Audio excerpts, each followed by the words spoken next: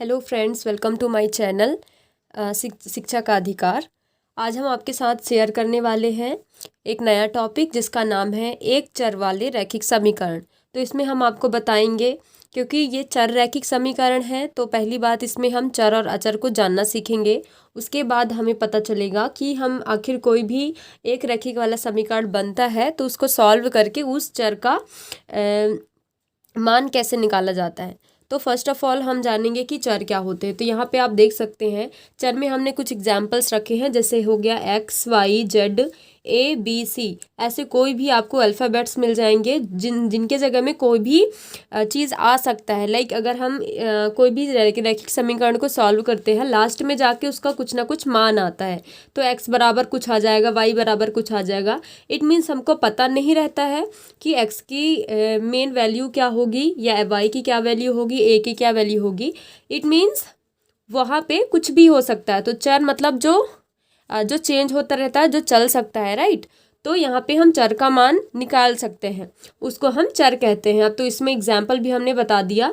अचर क्या होते हैं? अचर जो कहीं नहीं जा सकते, जिनका जो मान होता है वो कांस्टेंट होता है ना। एक ही जगह पे जो उनका मान है वही रहेगा। तो इसमें हम एग्जाम्पल के तौर पे क्या ले सकते हैं, जितने भी नंबर्स होते हैं, ठीक है, जितने भी नंबर्स होते हैं वो सब क्या कहलाते हैं? अचर पद कहलाते हैं। तो कोई भी रैखिक समीकरण बनाने के लिए ये दो चीज़ें हमें ज़रूरी होती हैं, एक चर पद का होना और दूसरा अचर पद का होना। जैसे फॉर एग्जांपल आप एक यहाँ पे रैखिक समीकरण देख सकते हैं। रैखिक मतलब क्या होता है? कोई भी एक चर मतलब कोई भी एक्स हो, वाई हो, ए हो, बी हो, है ना, कुछ भी हो।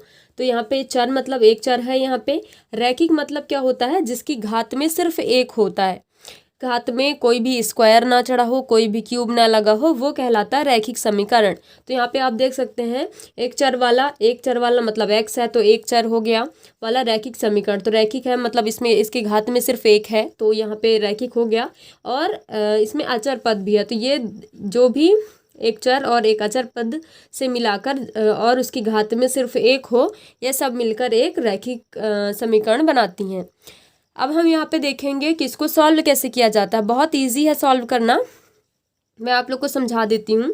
एक तो होता है आप पक्षांतर विधि से डायरेक्टली सॉल्व कर सकते हैं, और एक और होता है कि दोनों पक्षों में गुणा या भाग करके उसको सॉल्व किया जाता है।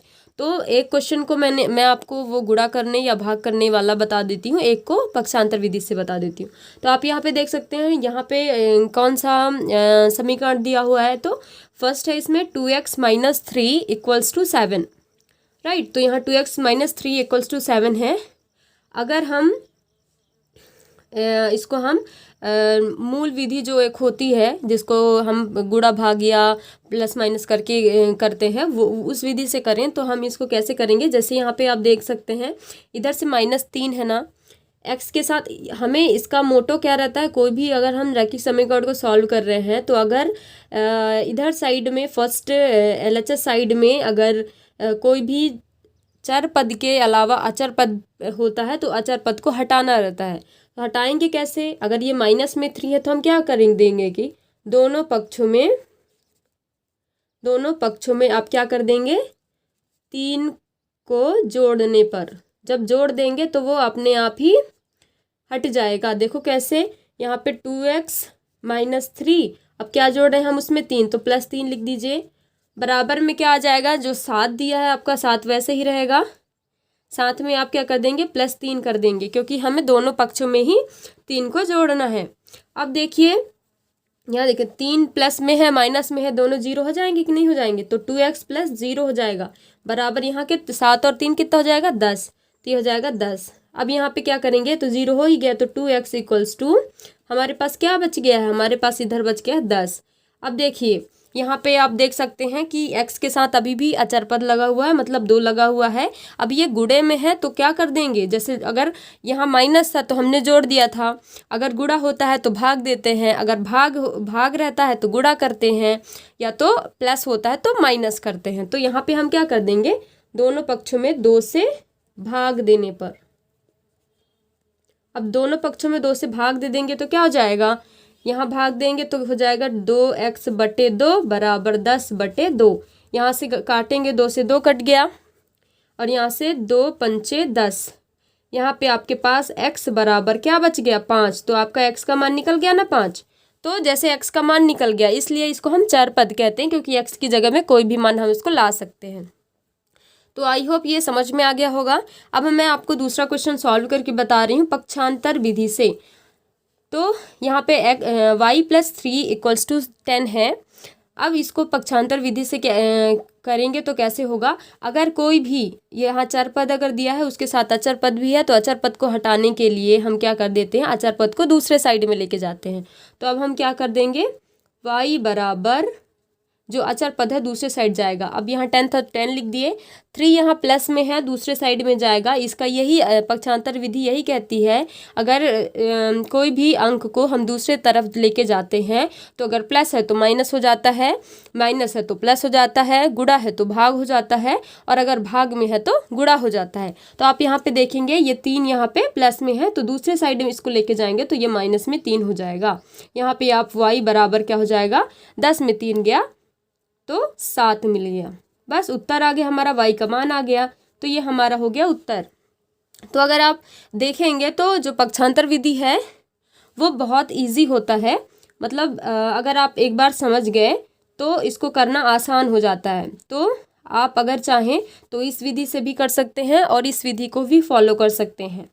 आप ये अगर ये विधि समझ में आ रही है ज़्यादा पक्षांतर विधि, तो आप पक्षांतर विधि को ही फॉलो करिए।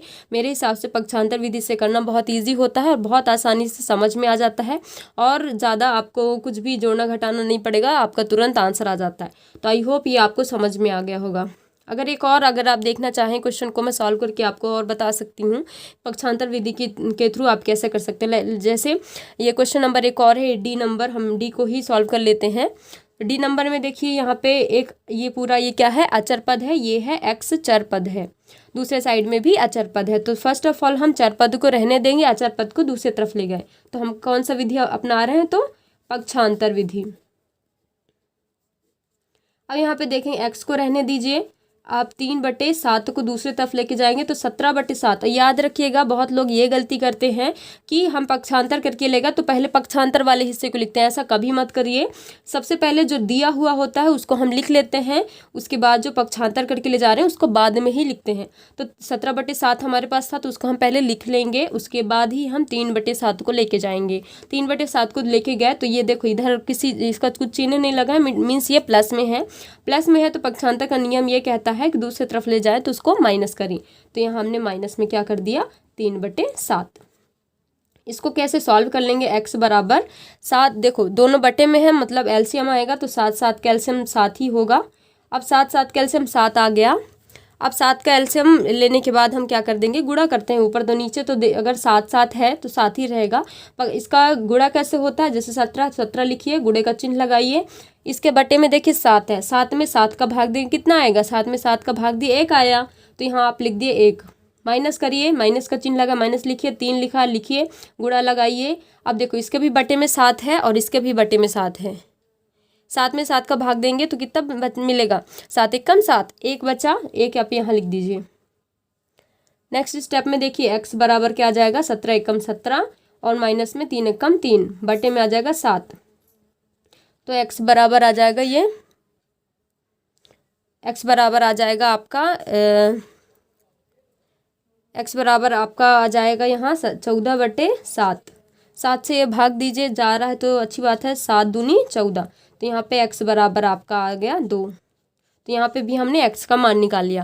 तो जो भी रैखिक समीकरण है उनको सॉल्व करने का तरीका ये होता है। 2 विधि मैंने आपसे शेयर की है, आई होप आप लोग को समझ में आया होगा।